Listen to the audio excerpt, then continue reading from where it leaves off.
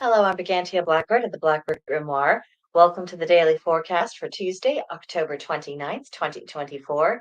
It is the 8th of Scorpio and the day of the Frankenstein monster. In our astrology, the sun is in Scorpio, fixed water, which is resourcefulness. The moon is fourth quarter Libra, cardinal air, representing partnership. Mercury is in Scorpio, fixed water, representing the spiritual.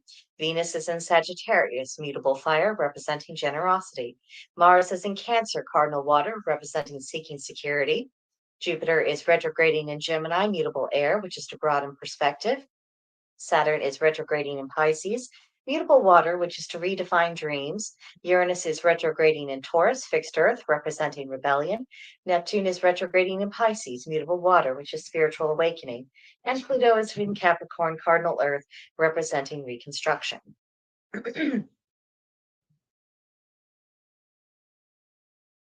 Okay, retrograde reminders. For Jupiter, reconnect with your true path. For Saturn, reclaim your authority. For Uranus, reconsider how you rebel. For Neptune, reclaim your magic. And for Chiron, restore the heroic spirit. Our moon phase is a waning crescent, which is about rest. And the Libra moon, the do's are connect with loved ones, meditate, problem solve. And the don'ts are blind romanticism, see sign emotionality, and manipulative flattery.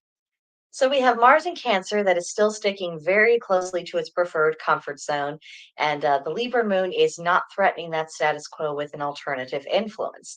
So the current lunar energy is nudging us towards harmonizing interpersonal relationships. And Mars in Cancer can actually help us create a conducive environment to do so. So if you're needing to patch things up with anybody, today is, probably going to be your best shot, at least to make the first move to do so.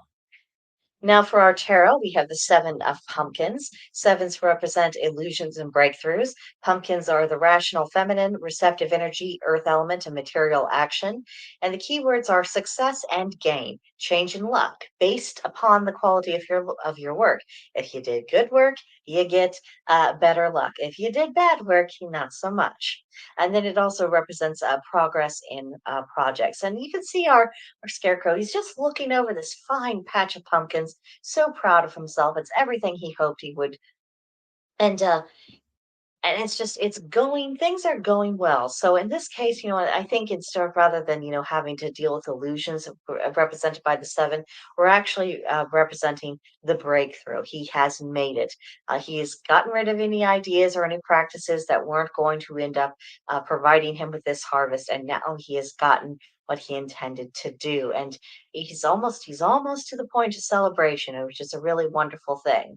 And we too, we are almost on the point of celebration. Our spiritual year is almost to a close. We're probably all really thinking about, the last 12 months. What did we do? How did we do it? What have we learned? What were our successes and failures?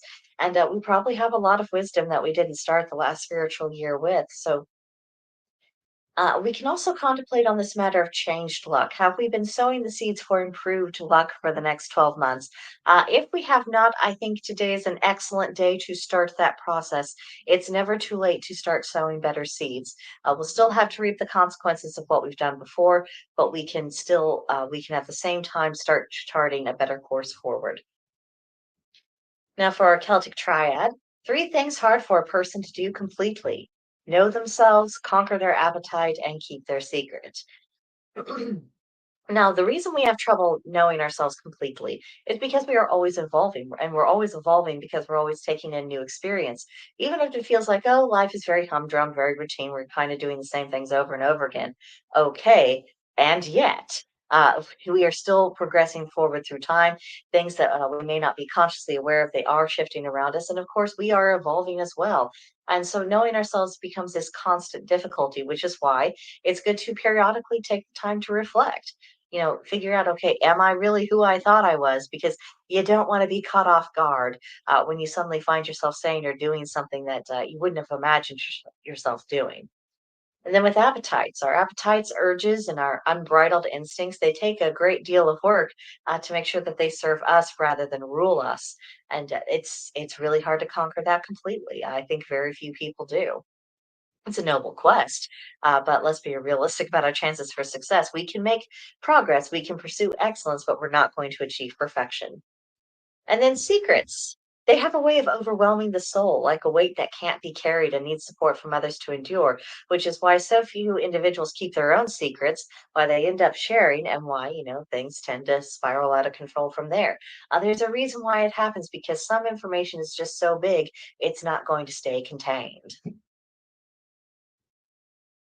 Next up are magical correspondences. It's all about messages and omens.